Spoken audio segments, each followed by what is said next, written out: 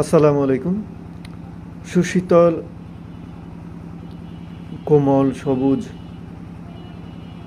সরল, সচ্ছল, সবুজ ও ভালোবাসা নিয়ে আজকেও আমি হাজির হয়েছি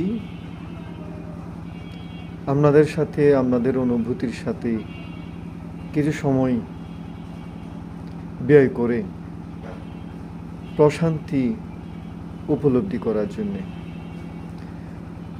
সফলতা উপলব্ধি করার জন্যে, ব্যর্থতা বোধ দূর করার জন্যে। ব্যর্থতা কি জানেন? আপনি মনে করছেন আপনি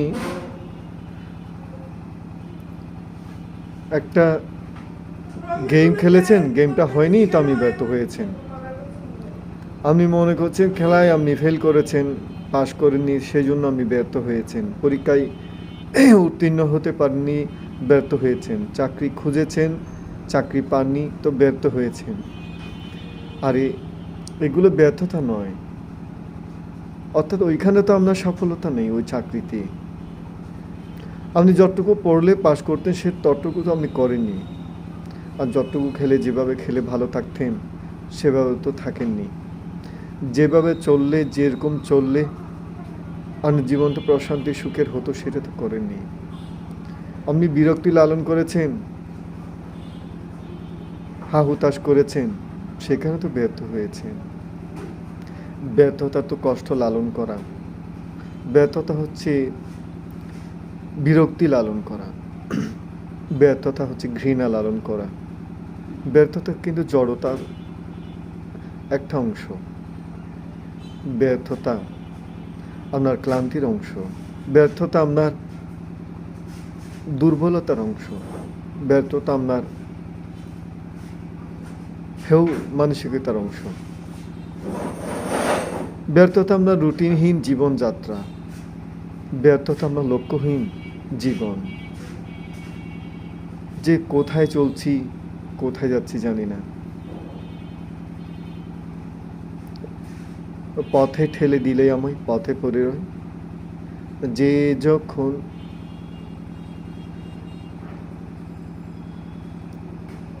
চাই আমায় যেদিকে ঠেলে দিই সেদিকে আমি যাই। দু চোখ যেদিকে চায়, মন যেদিকে চায়, হবে না তো। মন যা চায়, জানেন মনের হাত নেই, মনের পা নেই, মনের পেট নেই, মনের চোখ নেই, কিচ্ছু নেই। সেটা একটা বোঝা পরগাছা। শুধু মনটাকে আমরা লালন করি। মনটা হচ্ছে যে মনে এই ব্রেনের পাওয়ার ধরে রাখার জন্য। আর ব্রেনের আমরা সবচাইতে বর্জ্য এবং আগাছাকে মনে জমা করি। মানে কাজের উপর নির্ভর করবেন, অঙ্ক করবেন কাজের উপর। বোধের মধ্যে ফ্রেশ থাকবেন, পবিত্র রাখবেন, পরিষ্কার রাখবেন, সচ্ছল রাখবেন। কোনো মানুষকে পছন্দ করেন না তো ওনাকে দেখছেন, বিরক্ত হয়েছেন, বাস আমরা সফলতা শেষ। সফলতা হলো কি জানেন? বিশ্বাস, কর্মের প্রতি বিশ্বাস, নিজের প্রতি, নিজের শিক্ষার প্রতি বিশ্বাস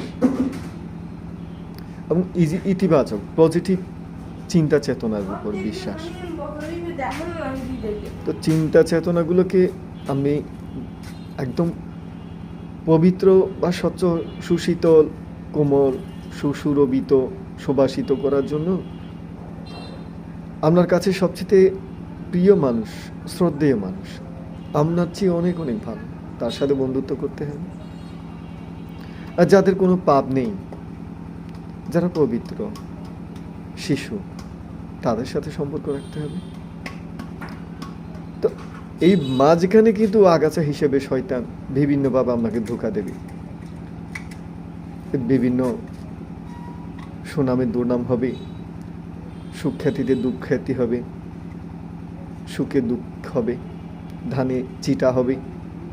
হ্যাঁ, এইভাবে সঠিক সময়ের খাবার সঠিক সময়ে হবে না, সঠিক সময়ের ঘুম সঠিক সময়ে হবে না, এলোমেলো খজবরল।